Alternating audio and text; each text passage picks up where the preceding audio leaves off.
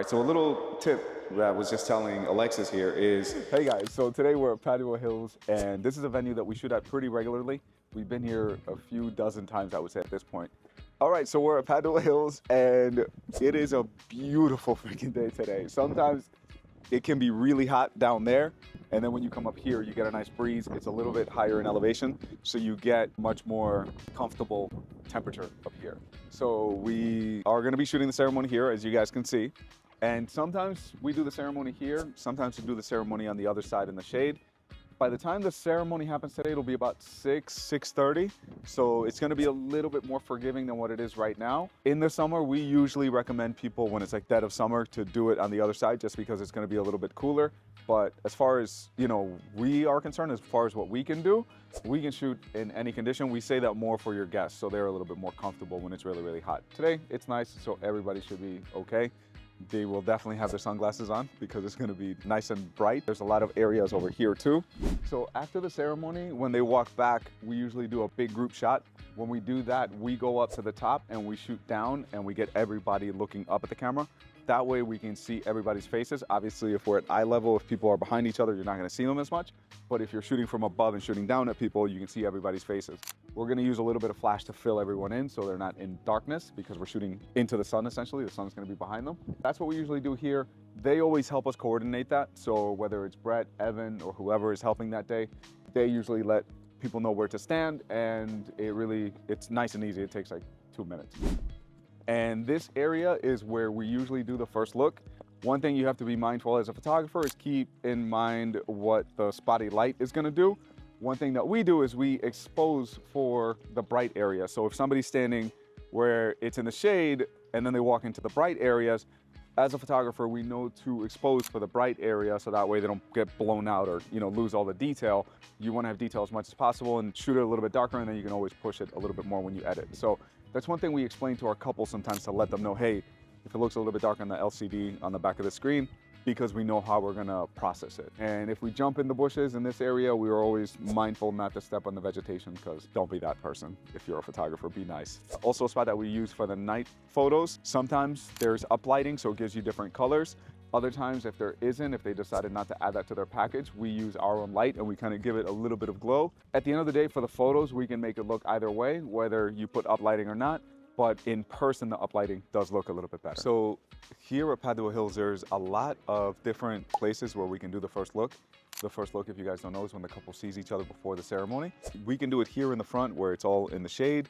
We can do it in the area over there by the fountain where there's that speckled lighting where it still works. The good thing about this place, there's a lot of different areas where we can do it depending on what's going on throughout the day. All right, so a little tip that I was just telling Alexis here is, when we see the dress like this and it has the cardboard form, we do like that because it keeps the shape of the dress instead of it just kind of falling in or sinking in. But what we don't want is the whole thing to show. So what we end up doing is we end up cutting it so it doesn't necessarily show as much, but it'll still keep the shape of the dress. And then we put a nice hanger on there. Now, sometimes they have a nice hanger, other times we have our own because we come prepared. So we always have a white hanger with us that we got on Amazon, IKEA, wherever you can pick one up.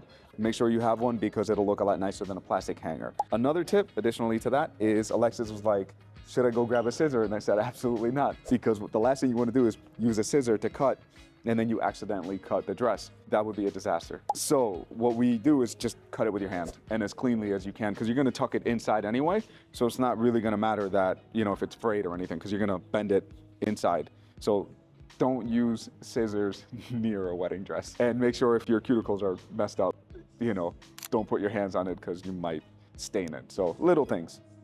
Now that we have the dress hanging, one thing that we do is we set up a light, we throw a little grid on it because we want to control the spill. So what we do is we use a mag grid, we attach it to the flash. It controls where the flash is going to hit, and it's not going to hit too much all around. The reason that we want to do that is we want the flash to hit on the dress. That's going to be color corrected, and then everything around it, we're going to see the colors of the room. So once we lift it up, we hit test, but we lower the flash to a very, very low power, like 1/128th, just so I can see kind of where it's hitting. So right there, I can see it's hitting more of the top, not as much on the bottom, which I'm okay with. I may do two variations, one with a grid, one without, but I'm gonna start with a grid first.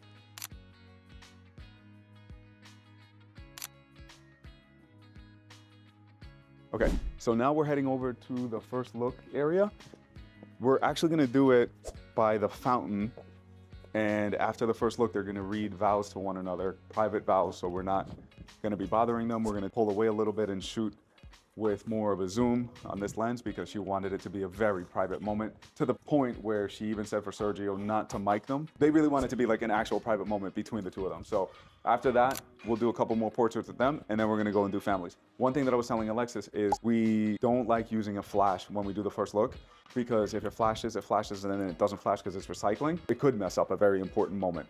So you don't want to use a flash and take a chance. Just put them in an area where you don't have to use it. Listo, okay, este vlog vamos a hacerlo completamente en español. No, mess that up completely.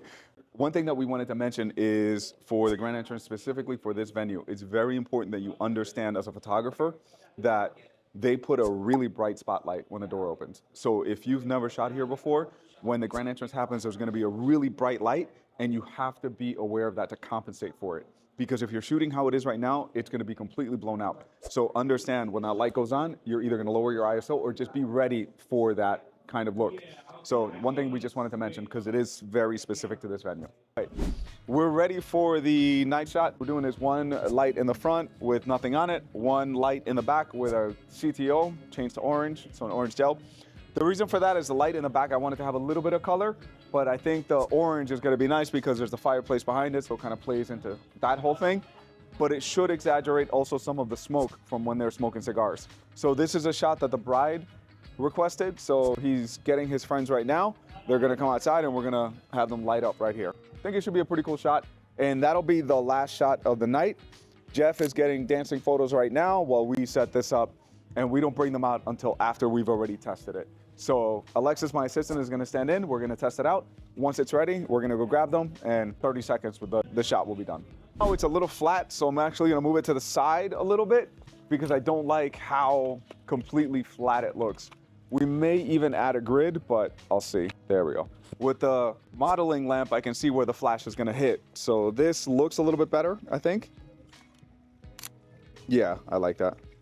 That works. I don't like that it's hitting so much on the back, but once his friends are standing around him, I don't think it's gonna be as obvious that it's hitting on the back. It's gonna kind of hide the fact that this light is hitting back there. We may put a grid on it to test it. Do you have it? Let's test it out. Oh, where are you gonna do it? So he's gonna be right there, and then his guys around him? Yeah, the grid is a little bit better, yeah. And then the videographer comes in, it all up. One more. Cool, that'll work. So right there, guys, ready? 1, 2, 3. That was nice, that felt.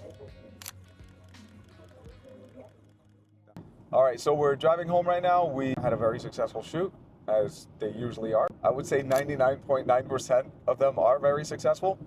It was smooth also because we worked with Sergio's team, the videography team, so that helped out a lot. Certain times where I was setting up some shots, he knew that it was gonna take me a couple of minutes, so it worked really well because they got more clips while we were doing all the setup with the lights. Overall, really smooth.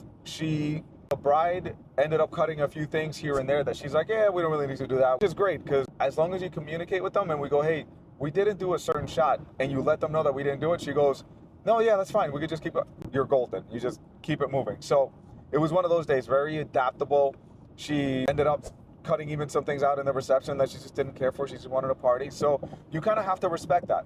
A lot of the times also, I try to read their energy. If I see that they're done and we already have enough portraits of them, let them go enjoy cocktail hour. And that was definitely a big thing about today. She just wanted to enjoy the day, and I'm sure she did, because when we were leaving, she was very grateful that we listened to every single one of her concerns.